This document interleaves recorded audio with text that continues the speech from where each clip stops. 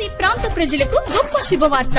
మీరు దూర ప్రాంతాలకు వెళ్లకుండా ఇప్పుడు మన దర్శిలోని మీనాక్షి హాస్పిటల్ నందు అత్యుత్తమమైన గుండె సంబంధమైన వైద్య సేవలు. విశేష అనుభవం కలిగిన ప్రముఖ కార్డియాలజిస్ట్ డాక్టర్ చల్లా రక్షితారెడ్డి గారు.